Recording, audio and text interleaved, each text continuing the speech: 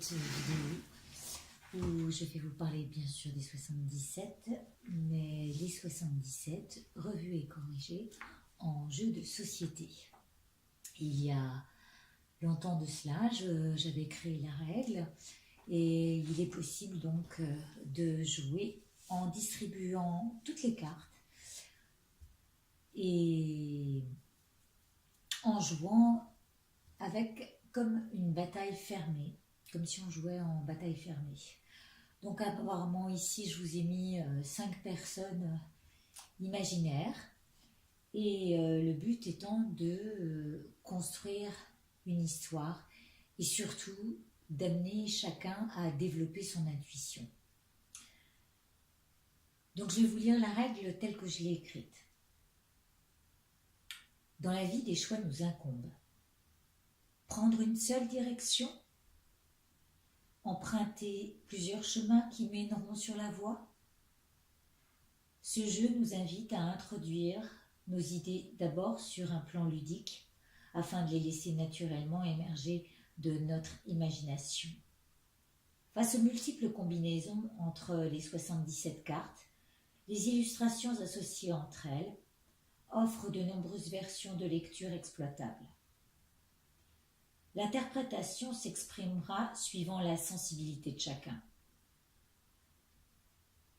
Alors, laissez-vous aller, laissez-vous guider par votre lumière intérieure, abordez cette capacité innée qui est en vous de réveiller votre conscience pour l'utiliser dans votre quotidien et en vous faisant davantage confiance. Ce peut être un véritable outil de soutien au développement personnel. C'est en termes de cartomancie que nous aurons la possibilité de consulter l'oracle pour trouver une solution aux problèmes qui nous préoccupent. C'est ce d'ailleurs pour quoi chacun jusqu'ici m'a acheté l'oracle. Le jeu de société, lui, sera basé sur un mode intuitif, totalement imaginaire, où chacun apportera sa vision des choses et pourrait même se découvrir alors un sixième sens encore insoupçonné. Conviez vos proches à un moment original de pure fantaisie qui sera de décoder les signes, d'en transcrire le contenu, le but d'inventer une histoire ou de se pencher sur le destin d'un des participants. C'est alors à tous les joueurs qu'il revient de créer l'aventure.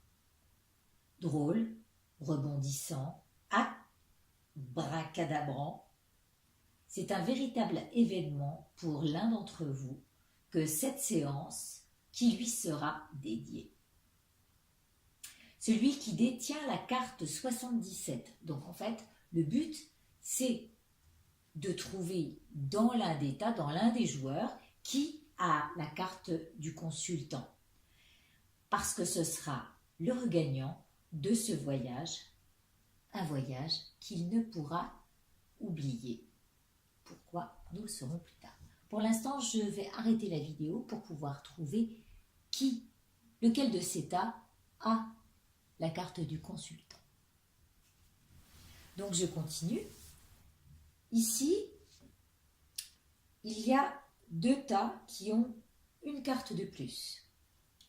On a les tourner dans le sens des aiguilles d'une montre. C'est ce tas-là qui se trouve être la personne à qui on va dédier l'histoire. D'accord? Et donc je continue. C'est donc à des fins, je disais, illusoires ou prémonitoires ou même complètement inventées que nous nous prêterons au jeu en découvrant notre potentiel clairvoyant, élaborant tous ensemble un scénario inspiré, ponctué de révélations diverses. Donc ce jeu, il est composé de 77 cartes, donc 76 maintenant, et d'un petit livret explicatif. C'est pour qui? Ce jeu s'adresse à tous, enfants, bien sûr à partir de 7 ans, on va dire de 7 à 77 ans, mais ça me va bien, et adultes. Et donc ils peuvent tous s'amuser entre eux, leur imagination vagabondera. Oh pardon, j'ai du mal à à parler, au gré des images qui défileront sous leurs yeux. Ils développeront ainsi leur esprit créatif, osant mettre un nom sur ce qu'ils voient, mentionner ce qui anime leur pensée, ce que les images leur renvoient comme détail. Donc, combien de joueurs? Eh bien, on peut jouer à partir de 2 ou 3, au maximum 76. Chacun aura une carte dans ces cas-là. Le but du jeu, donc, c'est d'inventer une histoire à partir de symboles illustrés par les cartes. Celle-ci sera alors retranscrite. Au départ, je voulais le faire sur papier et je me suis dit qu'aujourd'hui, avec les outils qu'on a, l'avantage, c'est qu'on peut non seulement prendre une vidéo, mais aussi enregistrer la séance. Le mieux, c'est avec la vidéo, c'est clair, parce qu'on a aussi l'image. Donc l'outil, un téléphone avec une bonne caméra ou un enregistreur, et les cartes spéciales qui ressortent sont le consultant et le script. Le script, donc, c'est celui qui juge. Au début, c'était celui qui devait écrire, mais c'est celui qui aura la carte des pensées, donc la deuxième carte de couleur, qui, lui, sera le juge, c'est-à-dire qui va valider ce que les autres vont avancer sur leur carte, à savoir si c'est cohérent ou pas, ou s'il dit non, je donne la parole à quelqu'un d'autre. J'arrête pour trouver l'autre carte. Donc voilà, nous avons trouvé, c'est ce cas-là qui est donc le juge et celui qui validera les réponses avec toute la cohérence que cela renvoie chez lui. J'espère que j'arriverai à vous montrer exactement après comment... Bien. Donc, le consultant a mis sa carte. Normalement, le deuxième, directement, c'est lui. Donc, on mélange soigneusement les cartes. On a distribué. Celui qui détient l'atout 65 obtiendra, lui, le rôle du script ou du juge, qui a également pour fonction d'arbitrer et vérifier la cohérence des séquences. Il devra valider par écrit à leur nom, puisqu'on aura l'enregistreur, ce que les joueurs interpréteront oralement, le magnétophone, donc nos enregistreurs aujourd'hui, nos téléphones, peuvent être de circonstance pour faciliter les choses. À tour de rôle, chacun posera une carte en aveugle, d'accord, et la commentera. Avant de commencer la partie, le script aura au préalable redistribué tout. Ah, tout son jeu, non, bah pas là. Non, là, on jouera tous ensemble, hein, même le script, parce que sinon, c'est pas drôle. Et ne gardant à lui que l'atout 65 en joker qui lui permet à tout moment d'orienter le jeu. Ah oui, alors il y a aussi cette possibilité qui peut réorienter le jeu dans un autre sens parce qu'on n'y trouve pas vraiment de solution. Donc le juge aura la possibilité à tout moment de mettre cette carte pour dire joker, on change, ça, là ça n'a plus vraiment de... Voilà, ça n'a plus de sens, ça ne veut plus rien dire. Qui lui permet à tout moment donc d'orienter le jeu, cela qu'une seule fois pendant la partie. Certains sujets épineux, voire intimes, peuvent créer certains malaises. Bon, un malaise, oui. Donc le juge doit faire preuve de discernement en stoppant net. Il imposera alors un thème précis qu'il souhaite évoquer. Ou même quelqu'un d'autre, hein, si quelqu'un dit oh bah non, là je trouve que c'est un peu gros, voilà, on a le droit d'arbitrer, même si on n'est pas celui qui joue. Il se peut qu'un joueur peine à faire coïncider les interprétations entre elles. Dans ce cas, le script lui vient en aide, donc le juge lui vient en aide, se référant au numéro de la carte donc, et au petit livret, en cherchant la signification exacte dans le livret où différentes solutions sont proposées. Si le joueur avec ces données, n'imagine aucune suite qui convienne, c'est alors à l'Assemblée de proposer une ou plusieurs idées en rapport avec le symbole et la suite des cartes et de décider, avec le juge, de sa validation. Si personne ne trouvait de sens à cet endroit du jeu, le joueur passe un tour complet, présentant toujours la même carte le tour d'après. Et oui, c'est pas parce que on passe son tour parce que ça n'a pas de... On se dit peut-être qu'après ça aura plus de sens. Voilà. Donc, le déroulement du jeu, on va essayer, hein. On commence. Ah, ça commence par la carte de l'énergie actuelle, l'argent. Voilà, c'est peut-être, en tous les cas, tout de suite, on parle de problèmes d'argent ou peut-être davantage monétaire. On continue. Oui, argent protégé. Bon, est-ce que on veut, tu cherches à protéger ton argent d'une manière ou d'une autre? Est-ce que tu cherches pas à le mettre sur un compte particulier de telle manière, à le faire fructifier ou quoi? Ça peut vouloir dire ça, hein? Vous voyez? Puis, ici, création de quelque chose qui pourrait rapporter de l'argent. Création d'un projet, en tous les cas plutôt protégé et qui va prendre de la valeur parce qu'il a de bonnes énergies qui l'accompagnent. Est-ce que vous... Ah ben vous ne voyez pas du tout. D'accord. Là. D'accord, on en est au troisième. Et puis, arrive... Je suis désolée. Oui, oh, bah dites donc, c'est plutôt joli, hein. Là, voilà, ça va dans... Il y a pas mal d'argent qui vont rentrer dans ce projet. Beaucoup de gens vont, en tous les cas, ça va abonder dans le bon sens, hein. Je ne sais pas si vous voyez, mais plutôt, ça peut intéresser des gens, ce projet. Peut-être le jeu sous forme de jeu de société. Donc voilà, pour l'instant, je vous laisse comme ça. On va raconter la suite. C'est pas cool ça, hein, vous voyez pas bien, je sais pas de... Bien, je vais arrêter puis je vais... Voilà, pardon, je me suis placée autrement pour que vous puissiez voir. Et donc, on continue. La prochaine personne va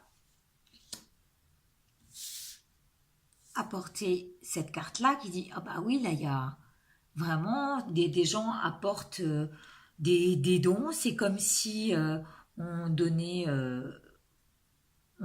ou en tous les cas, il y a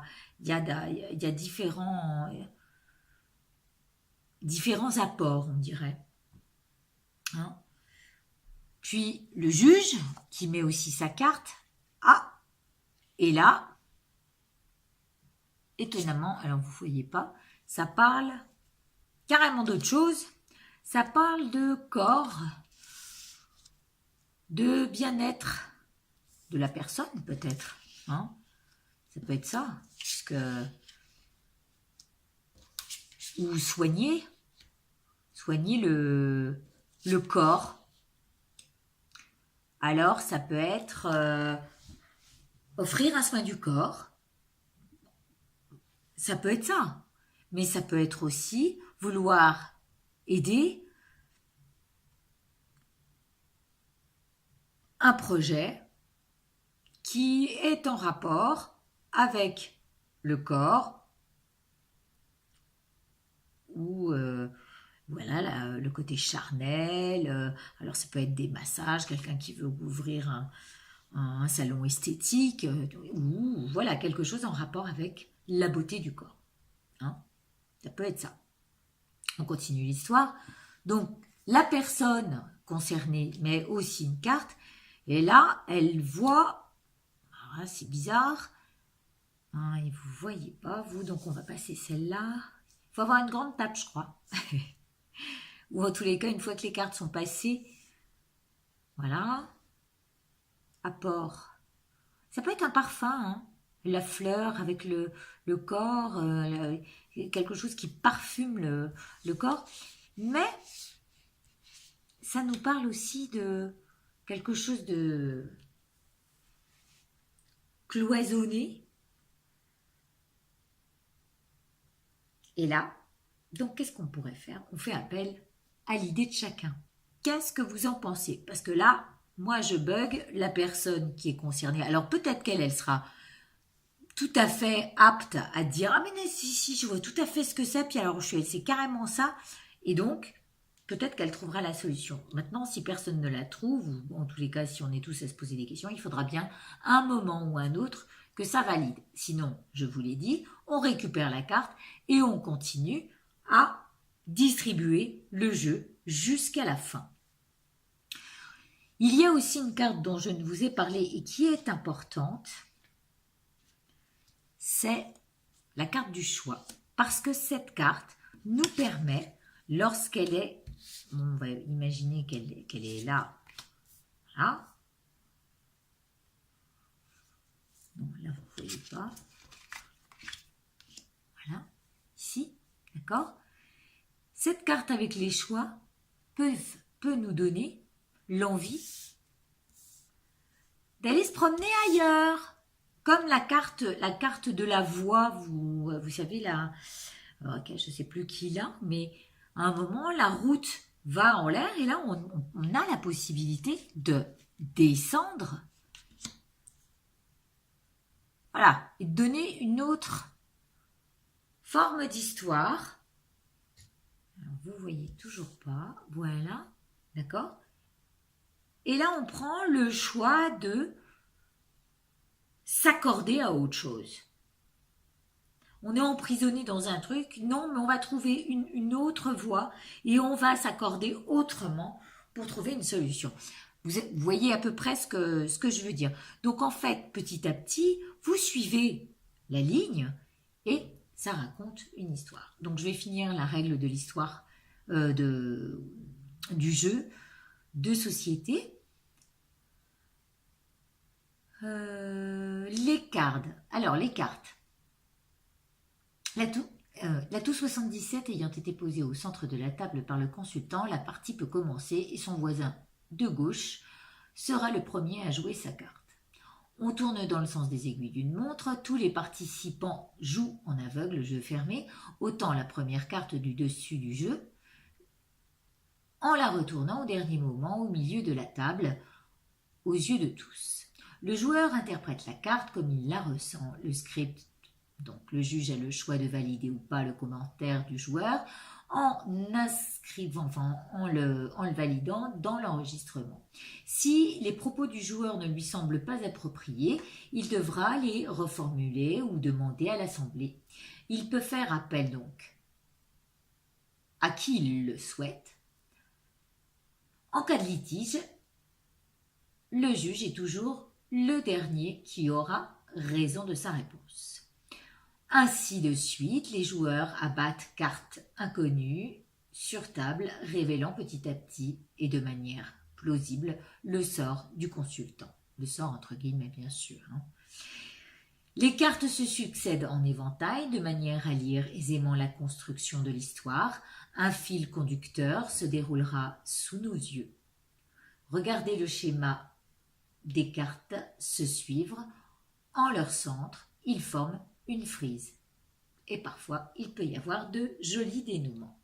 Lorsque la carte 66 du choix, donc comme nous l'avons vu, fait son apparition, le jeu peut prendre une autre tournure. Plus précisément, 3 nouvelles directions s'offrent aux joueurs. Le jeu qui était linéaire jusqu'à l'arrivée de cette carte s'ouvre. Dès lors, en éventail, permettant ainsi d'aborder simultanément 3 nouveaux domaines. Donc évidemment, on peut le continuer de ce côté, mais on peut aussi le continuer là ou là-haut. D'accord? Ici ou là. Donc il y a 3 ouvertures qui s'offrent à partir de cette carte. Libre à eux de choisir leur chemin, celui qui leur conviendra le mieux une fois leur carte retournée. On s'engage dans une voie, rien ne nous empêche d'en essayer une autre ensuite pour revenir. Si jamais la carte qu'on a en main nous va mieux sur un autre chemin, on peut, hein, bien sûr. Voilà. On s'engage dans une voie, rien ne nous empêche d'en essayer une autre pour trouver l'équilibre ou une certaine cohérence. C'est bien à nous qu'il revient de choisir, avec l'aval du juge, bien évidemment. Le but est de dénouer, de défaire les nœuds de la pelote de soi, soi-même, et de soi aussi le joli foulard qu'on emmènera à la fin, et de tisser une belle étoffe. Voilà, définition des fonctions. Le 77, le consultant, démarre le jeu en déposant la carte au centre de la table. La partie lui est dédiée et dédicacée. Il participe activement à son sort. Et le script, le juge, est l'arbitre. Il a pour obligation en début de partie j'avais dit de redistribuer son jeu. Mais non. Finalement, il garde son jeu et il joue comme les autres. Donc il y a des exceptions. Lorsqu'en début de séance, l'un des joueurs se trouve avoir les deux atouts. Oui, ça peut arriver. Il peut avoir donc celle-ci et celle-là. Ce dernier doit présenter face cachée sur la table les deux cartes à son voisin de gauche, auquel il cède alors une des fonctions. Et voilà, eh bien écoutez, après ça, je crois que je vous ai lu la partie complète la règle complète du jeu. J'espère qu'elle vous plaira et puis du coup, avec Noël approchant, je pense que ça peut faire un joli cadeau de jeu de société. Voilà, je vous remercie de votre attention. Je vous souhaite une belle semaine ensoleillée et puis prenez soin de vous. Je vous embrasse, au revoir.